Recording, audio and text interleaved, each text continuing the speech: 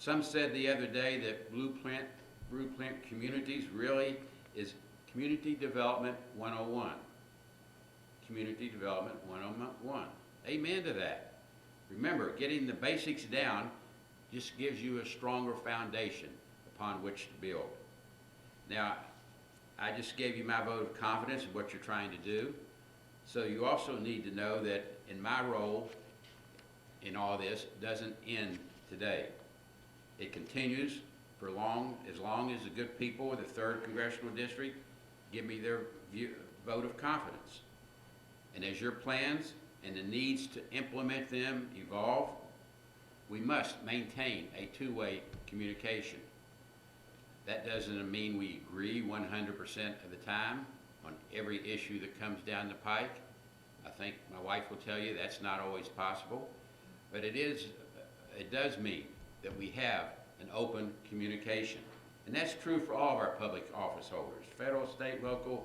You can't come at the last minute and expect miracles. Strike that. Don't ever expect miracles. But you can expect everyone to work with you in good faith if you keep us informed of every step you take. All government budgets are tighter these days. Wow, what an understatement that is. And the earlier you make your needs known, the more time the public sector will have to work with you to make your request within the budget constraints. Federal agencies often have to push even their priority project grants into the next fiscal year budget cycle. I know our state and even the private sector nonprofits face similar timetables. When putting together funding requests, think pooling resources. Pooling resources. If you get community financial support, whether it's a financial or volunteer man hours, that helps you when you go to your mayor or your council member for help. When you have the community and the town kicking in a little, that's a big help when you make a request to the county commission. And when you go to your governor, no matter how generous you know him to be, and Governor Earl Ray Tomlin is one of the best, it counts if you have the community, the town, and the county all buying in. And needless to say, your congressional delegation can make a better competitive bid for funding to a federal agency when you have the full support of state and local government behind your project. Whenever you apply for federal funding, you must let your delegation know, both federal, state, and county.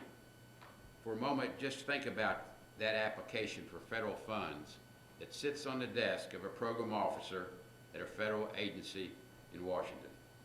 He or she has just reviewed some 344 other applications, all of them with congressional, state, and local support.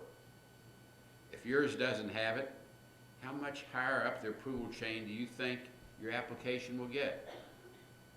So I think you get the point. Please keep it on the top of your priority list. The truly exciting aspect of community development is that invariably the most successful public enterprise that you can mold and grow is what's already in your community's own backyard.